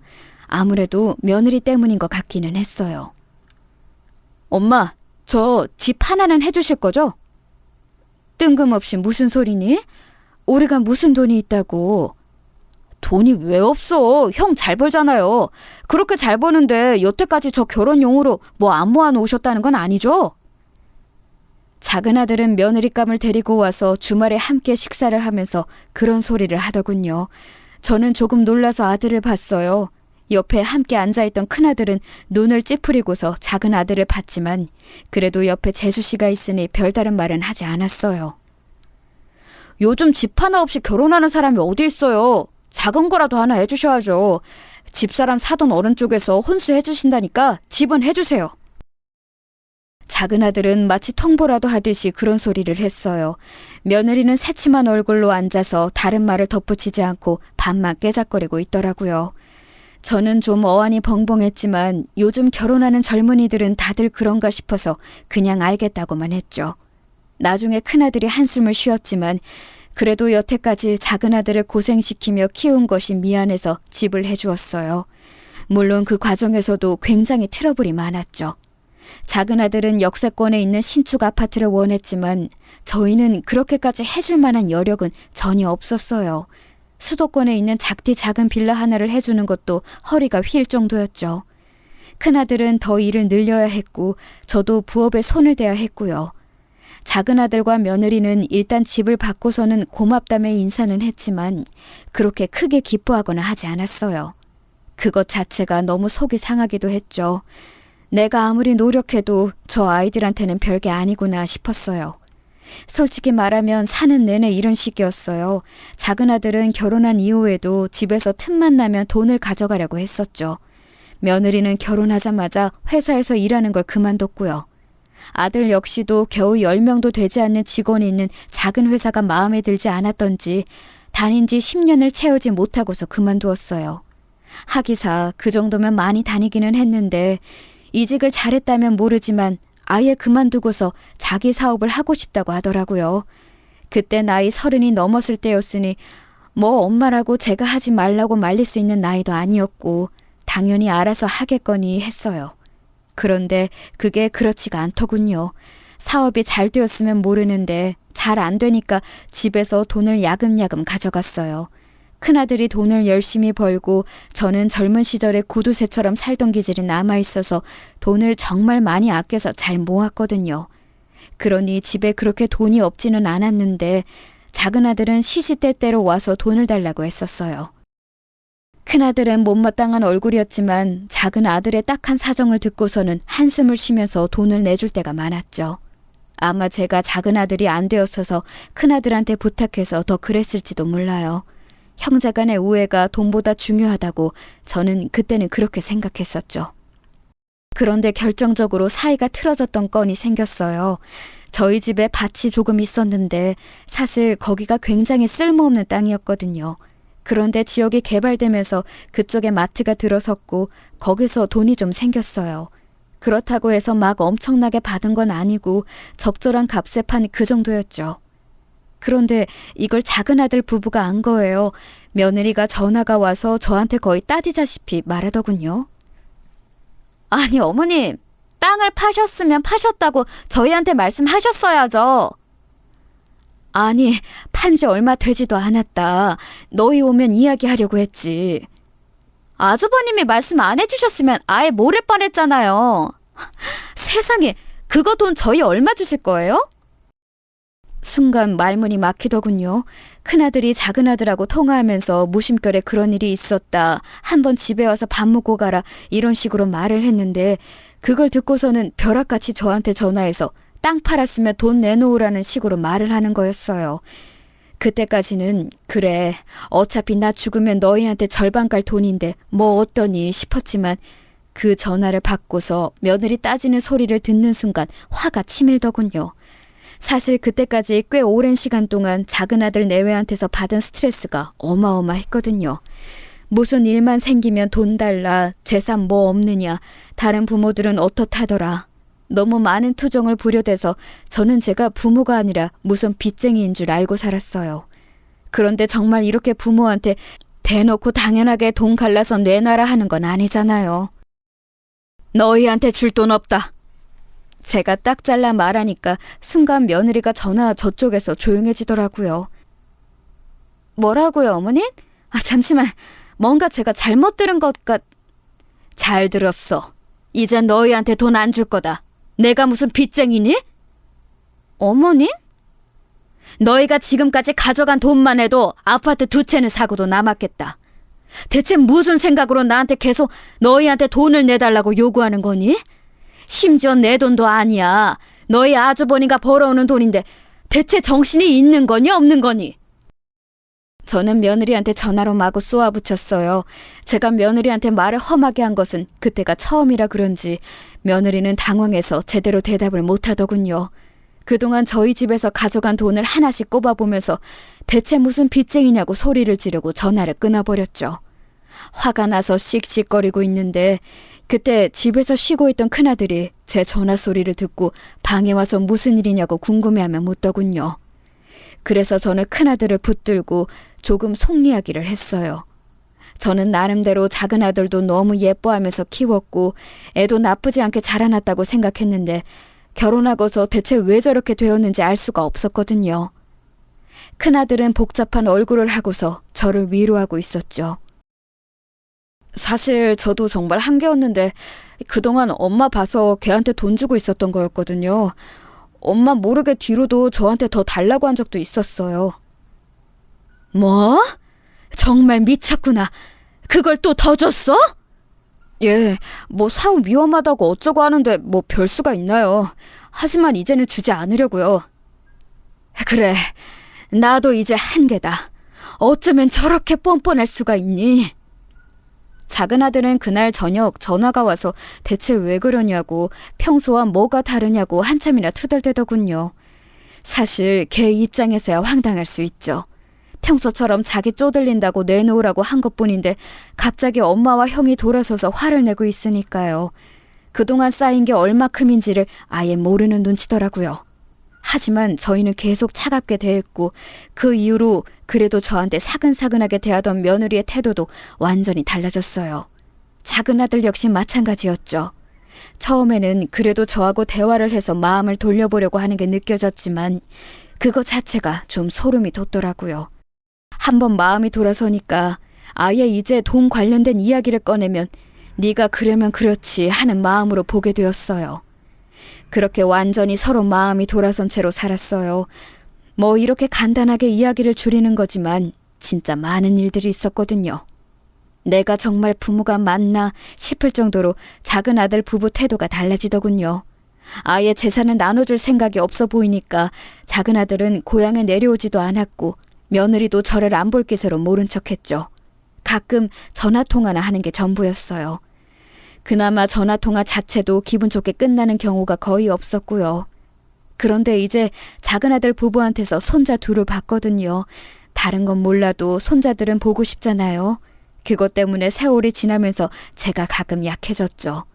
큰아들은 여전히 강경하게 작은아들 가족하고 담을 쌓고 살았지만 간혹 제가 정말 너무 견딜 수가 없이 손자들을 보고 싶을 때가 있었어요.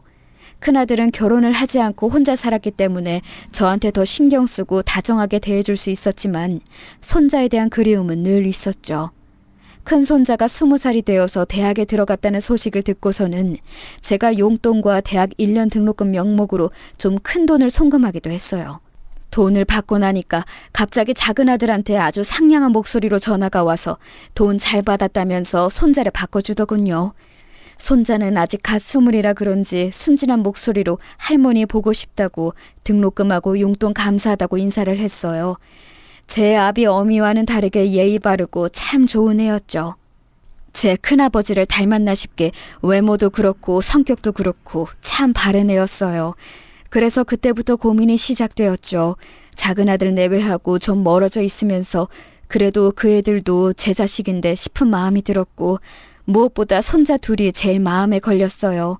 얼핏 들으니 애들 등록금을 학자금 대출로 막아야 한다고 며느리가 투덜거리더라고요. 학자금 대출을 알아보니까 나중에 손자들이 취업해서 갚아야 하는 빚이라고 해서 속이 좀 상했어요. 사회 나가면서 이미 빚을 지고 나간다는 게 좀 어려운 일인가요? 정말 고민이 깊어지더라고요. 그런데 그렇게 제가 고민을 깊게 하던 무렵 큰일이 터졌어요. 큰아들은 그 당시 이미 작은 배를 하나 사서 꿈이었던 선주가 되어 일하고 있었는데요. 수완이 좋아서 돈을 상당히 잘 벌고 있었어요.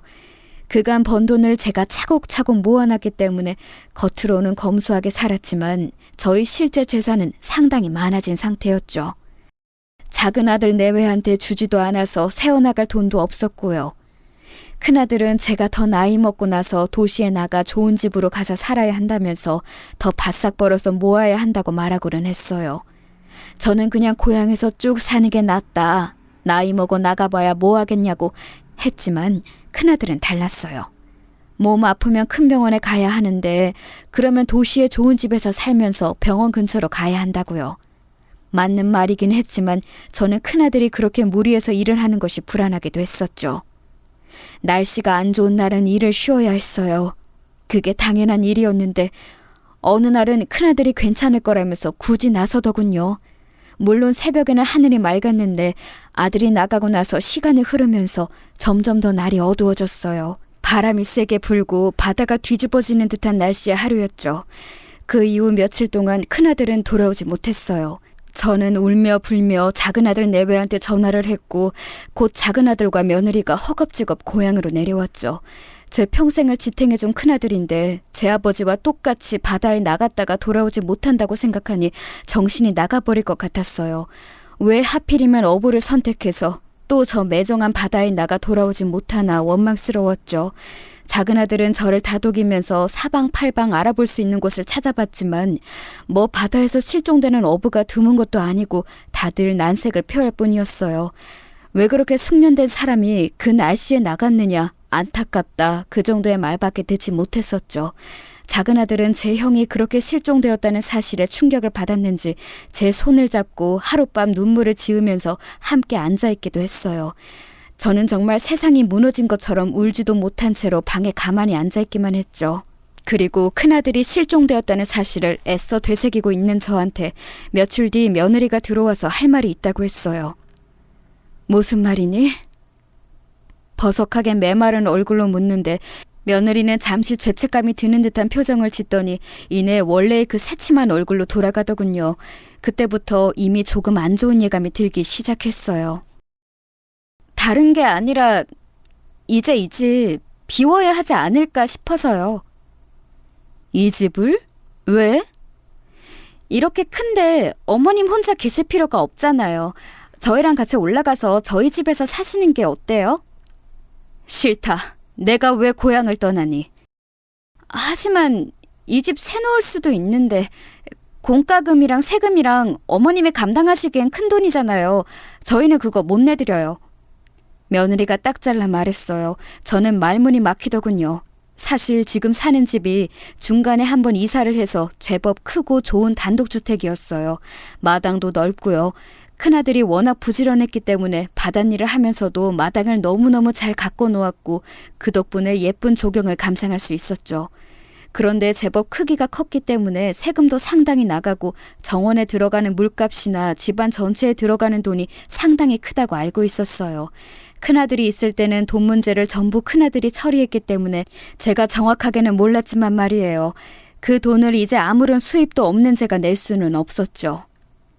그래서 나를 데려가겠다는 거니? 저희 집에 함께 계시면 되잖아요. 목돈 야금야금 갉아먹으면서 생활비하고 이런저런 돈으로 쓰느니 차라리 저희가 모시면 얼마든지 돈 아낄 수 있고. 며느리가 그렇게 말하는데 그것도 그렇겠다 싶기는 했어요. 작은 아들이 이제 모시겠다는 거니까 저한텐 나쁠 것도 없을 듯 했고요. 좋다. 하지만 당분간은 이 집은 그냥 놔둬주렴. 왜요? 며느리가 못마땅하다는 듯이 물었어요. 애초에 제가 나가면 당장 이 집을 새놓으려던 게 보여서 조금 초조해졌죠. 나이 먹고 세상 물정 모르는 저로서는 애들한테 기댈 수밖에 없는 상황이었거든요. 당연하지 않니? 너희 아주버니가 언제 돌아올지 아직은 모르는 일이잖아.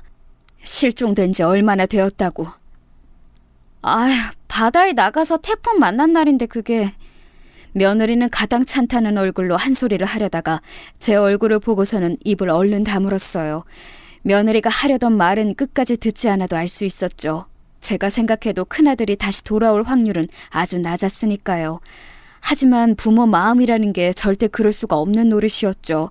그래서 저는 작은 아들 내외를 따라서 서울로 올라왔어요.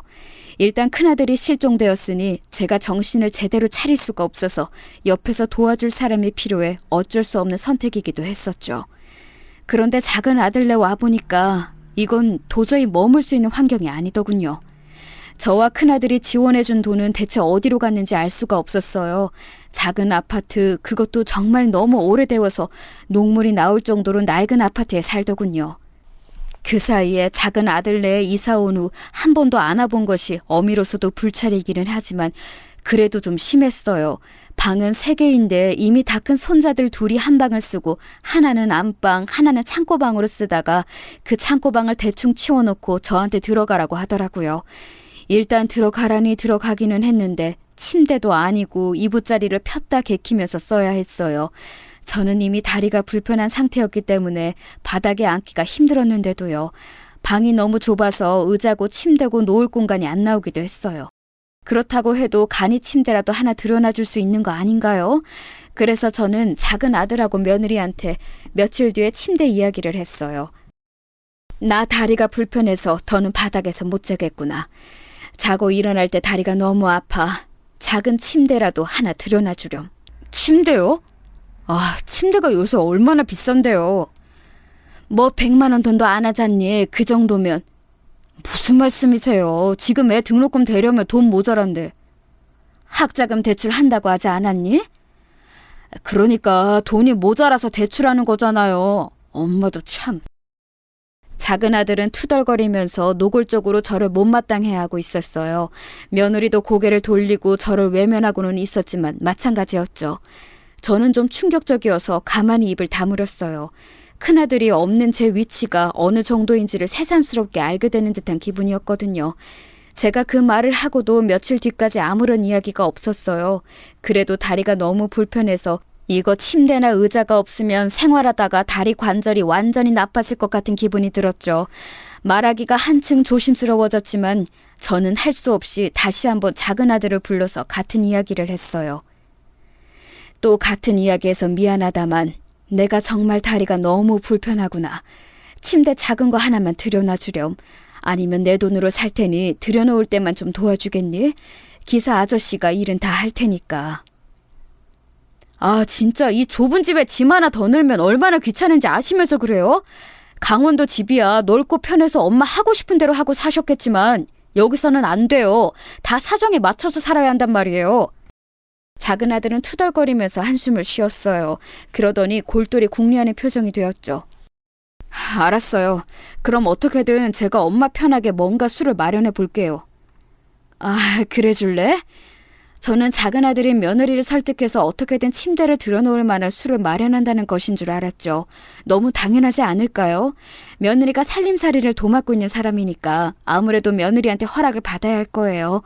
저그들이 날 데리고 와서 이 좁은 아파트에서 모시고 살겠다고 했지만 그래도 어쨌든 같이 사는 사람이니 며느리도 오케이를 해야 할 테니까요. 그런데 며칠 뒤 작은 아들이 저를 데리고 나와서 한 말은 충격적이었어요. 엄마, 침대는 못 살 것 같지만요. 그런데 그냥 저희 집 말고 더 편한 데 가시는 게 좋을 것 같아요. 더 편한데? 빙글빙글 웃으면서 작은 아들이 그렇게 말하는데 뭔가 불길하더군요.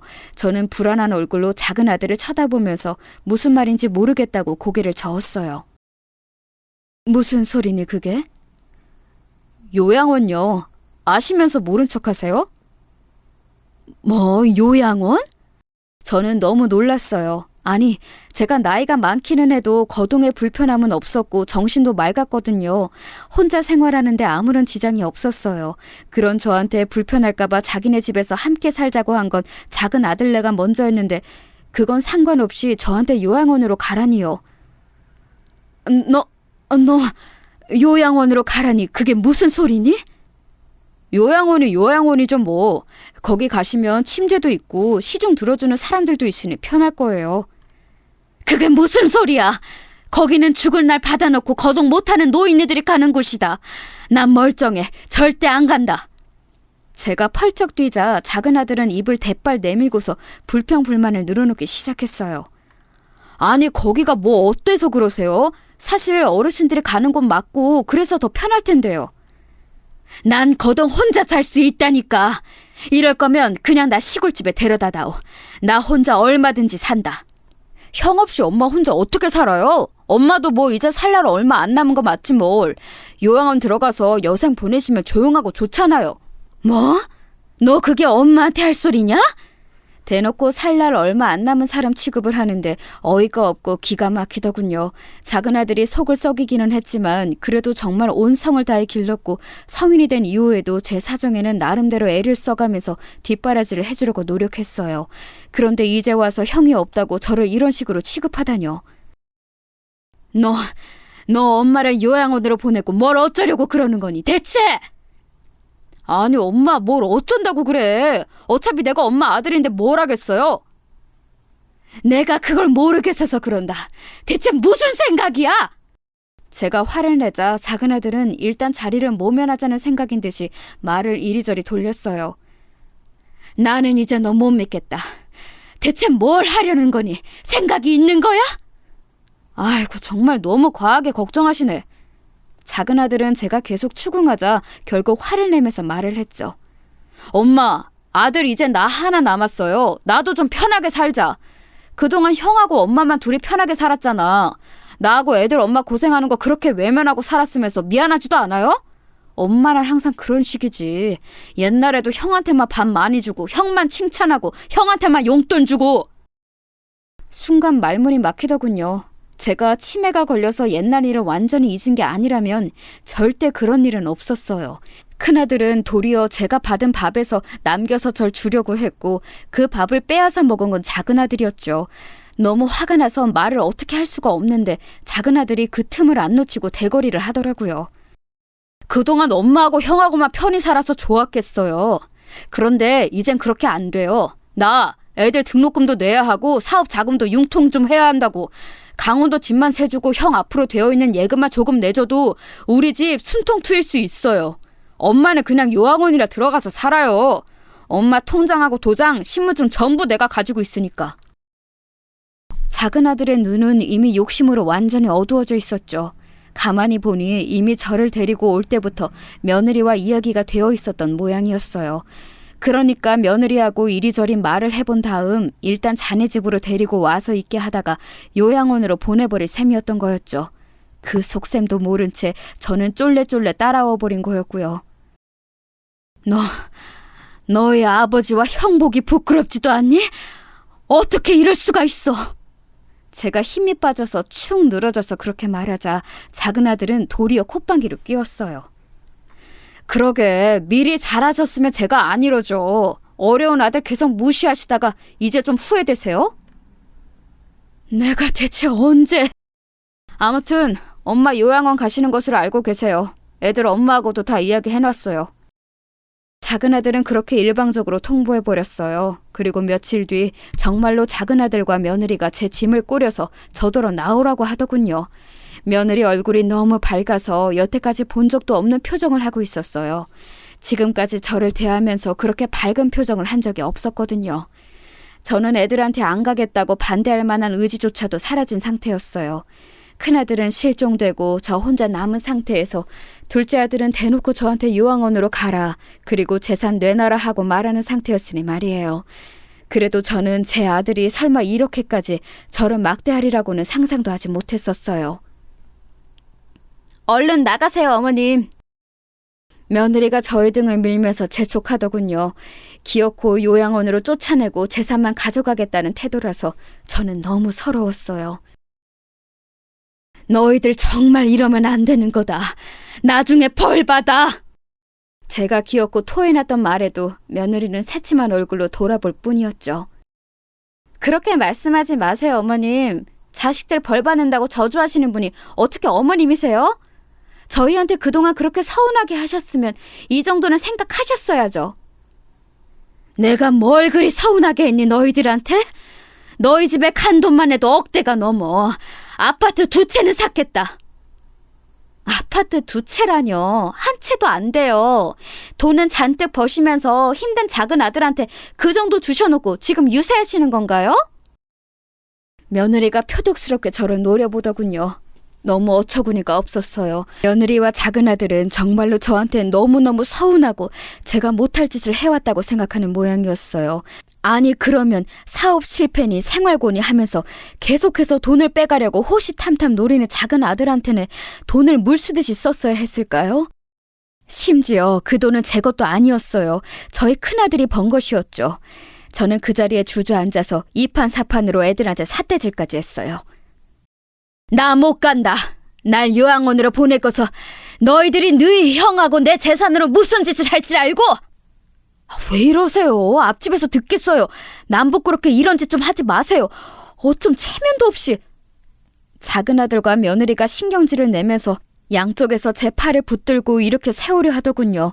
다리 아프고 허리 아픈 늙은 어미 생각은 아예 없는 것 같았어요.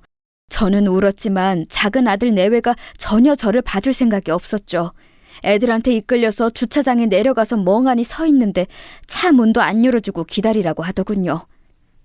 짐 가져올 테니까 좀 기다리세요. 아예 다 빼야 하니까 좀 많아요. 제가 고향집에서 작은 아들네로 올 때 가져온 짐이 그래도 큰 가방으로 1,000여 개는 되었어요. 애들이 오랫동안 같이 살자고 꼬드기는 바람에 그렇게 주선주선 바리바리 싸들고 온 거였죠. 그걸 다 가져오겠다고 하는 애들을 보다가 저는 휴대폰을 열었어요. 그리고 익숙한 번호로 전화를 한 통 넣었죠. 곧 저를 데리러 올 사람한테요. 뭘 하느라 꾸물거리는지 한참이나 지나서야 작은 아들 내외가 아파트에서 내려왔죠. 엄마, 이제 차 타세요. 빨리 가야 하니까. 그렇게 급한 거니? 당연하죠. 엄마 모셔다 드리고 이제 저희 뭐 이것저것 볼 일도 있고요. 저희 놀면서 살지 않아요. 엄마 시중만 들어드릴 수가 없어요. 어머님, 요양원 가시면 옆에서 다 해주는 분들 계시니까 편할 거예요. 제가 고분고분해지자 그 사이에 기분이 좋아진 듯한 며느리가 사근사근하게 말을 하더군요. 개뿔, 말도 안 되는 소리, 속으로 욕을 퍼부었지만 저는 더 이상 이 애들한테 감정 소모조차 하기 싫어서 그냥 입을 다물었어요. 그리고 이제나 저제나 기다리는 사람이 언제 오나 고개를 빼고 주차장 입구 쪽을 바라보았죠. 작은 아들이 차에 타라고 하는데 저는 버티고 서서 아들과 며느리를 노려보았어요. 아니, 또 왜 그러시는데요? 답답하다는 듯 작은 아들이 그렇게 말하는데 저는 입을 꾹 다물었어요. 그때 주차장 입구 쪽으로 차 한 대가 들어왔죠. 그리고 저는 얼른 그 차 쪽으로 뛰어갔어요. 엄마, 뭐 하세요? 제가 차 앞으로 뛰어들까 겁이 덜컥 났던지 작은 아들이 급하게 제 쪽으로 와서 저를 잡으려고 들었죠. 하지만 저는 작은 아들한테 잡히는 것도 싫어서 차 뒤쪽으로 돌아서 도망갔어요. 다른 주민들이 보면 치매 노인이라고 해요. 남 부끄럽게. 작은 아들이 소리를 지르면서 저를 잡으려고 했지만 그 사이에 운전석에서 남자 한 명이 내려서 막아섰죠. 그리고 그 남자 얼굴을 확인한 작은 아들 표정이 볼만하더군요. 형? 그래, 나다. 큰아들은 화가 잔뜩 난 얼굴로 표정을 굳히고 작은 아들을 내려다보았어요. 원래도 큰아들이 키가 크고 오랫동안 바다 일을 해서 체격도 비교가 안 될 정도로 크고 건장했죠. 작은 아들은 계속 운동도 하지 않고 사무직 일만 해서 체격이 상당히 왜소했어요. 애초에 장남한테는 작은 아들이 고분고분한 것도 있었고요. 그때 뒤를 따라왔던 며느리도 기겁해서 입을 가렸어요. 어머, 아주버님? 그래요, 재수씨. 오랜만입니다. 큰아들은 불쾌한 얼굴로 저를 뒤로 숨기고서 작은 아들 내외를 훑어보았어요. 작은 아들은 제대로 말이 나오지 않는지 한참이나 더듬거리다가 말을 꺼냈죠. 형, 어떻게, 아니, 바다에서... 그래, 실종되었었지. 근데 넌 그 사이에 엄마 잘 안 모시고 지금 뭐 하는 거냐? 아니야, 잘 모셨어. 지금은 그냥 모시고 나들이 가려고 했던 거야. 작은 아들은 황급하게 며느리한테 눈짓했고 며느리 역시도 당황해서 말했어요. 맞아요. 지금 어머님이 답답하다고 하셔서 모시고 나가려고 했거든요. 그렇죠, 어머님? 며느리는 제발 부탁한다는 듯한 어조로 저한테 물었어요. 하지만 저는 이제 거기에 대고 맞춰줄 생각 같은 건 없었죠. 모시고 나가려고 한 거 맞지? 요양원으로 말이다. 저는 큰아들 뒤에 서서 작은 아들과 며느리를 노려봤어요. 실시간으로 둘의 얼굴이 창백해지고 있더군요. 큰아들의 얼굴은 험상 굳어졌고 원래도 체격이 좋고 조금 위압적인 큰아들이 한 걸음 다가서니까 왜소한 작은 아들이 주춤거리면서 물러날 수밖에 없었어요. 이전이었다면 작은 아들이 안쓰러워서 막아줬겠지만 이제는 그럴 마음이 조금도 들지 않았죠. 제가 왜 그래야 할까요? 기회가 생기자마자 저를 요양원에 보내려고 했던 자식인데. 애초에 바다에 나갔던 다음날 돌아왔는데 너하고 재수씨가 어떻게 나오나 보려고 내가 안 나타나고 있었다. 그랬더니 결국 이 꼴이구나. 이미 엄마한테 전화로 이야기 다 들었다. 형, 그런 게 아니라 너 엄마 신분증하고 도장 다 빼앗아 가지고서 협박했다며? 큰아들이 으르렁거리면서 말하자 작은 아들과 며느리가 할 말을 찾지 못하고 입만 뻐끔대다가 고개를 숙였죠. 나 나중에 죽으면 너희한테 유산을 얼마나 줘야 하나 고민 중이었다. 이제 결론이 났구나. 너희한테는 한 푼도 못 주겠다. 저는 작은 아들 내외를 노려보았어요. 뭔가 말을 하려고 했지만 앞에 큰아들이 있으니 제멋대로 뻗대지도 못하더군요. 게다가 자기네들이 한 짓이 너무 만천하에 까발려졌으니까요. 결국 큰아들이 요구해서 그 자리에서 제 신분증과 통장, 도장을 다시 돌려받았어요. 큰아들은 딱 버티고 작은 아들네 차 앞에 서서 꼼짝도 못하게 하겠다고 만약 필요하다면 이 아파트 주차장 입구 차로 막아버리고 니네 집 호수 대겠다고 노모를 요양원에 보내고 재산 갈취하려 한 거 동네방네 떠들겠다고 하면서 협박을 했죠. 큰아들은 정말 착한 애였지만 한다면 하는 성격이었기 때문에 작은 아들은 벌벌 떨면서 제 신분증과 도장을 내놓을 수밖에 없었어요. 작은 아들은 못된 신보에 비해서 간이 정말로 작았거든요. 이 아파트에서 대놓고 노모를 버리려고 했다는 소문이 들리면 꽤나 얼굴 두고 다니기 민망해질 테니까요.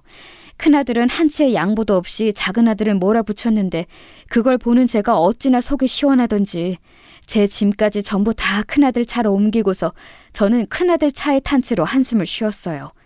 작은 아들과 며느리 얼굴 두 번 볼 것도 없이 큰아들이 곧장 출발했죠. 큰아들은 얼굴이 딱딱하게 굳은 채로 한참이나 말이 없었고 저 역시도 말을 할 기분이 아니었죠.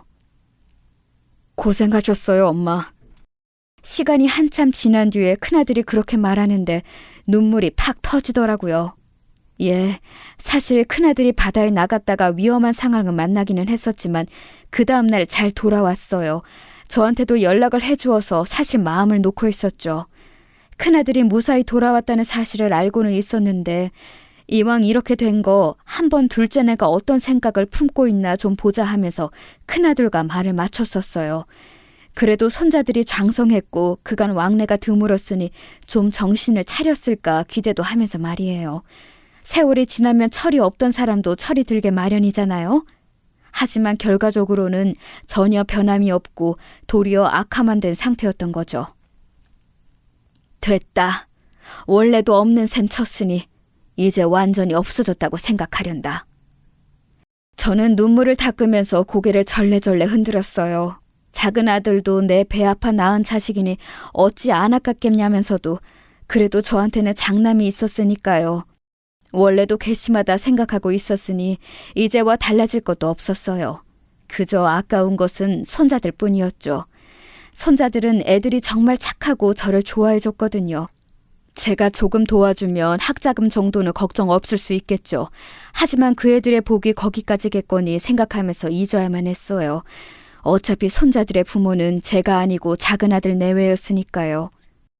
그 이후에 저는 다시 강원도로 돌아와서 고향집에서 큰아들과 함께 살아가고 있답니다. 사실 작은 아들은 아예 버렸다 생각하고 있으니 큰아들한테 며느리가 늦게라도 들어오기를 기대하며 살고 있어요. 하지만 장남은 결혼 생각이 별로 없고 저한테만 지긋정성이네요. 엄마 된 입장으로서는 정말 고마운 자식이면서도 큰아들의 인생이 좀 쓸쓸하지 않을까 참 걱정입니다. 하나 있는 동생이라는 놈도 그런 식으로 떨궈 내버렸으니 말이에요. 제가 작은 아들을 제 인생에서 내쫓은 것은 이런 사정이었습니다.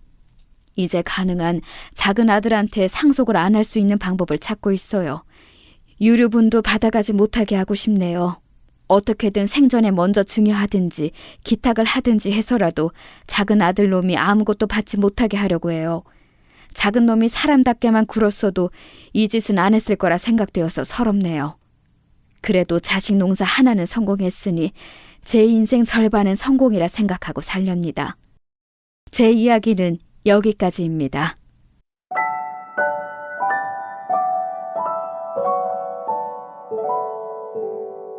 you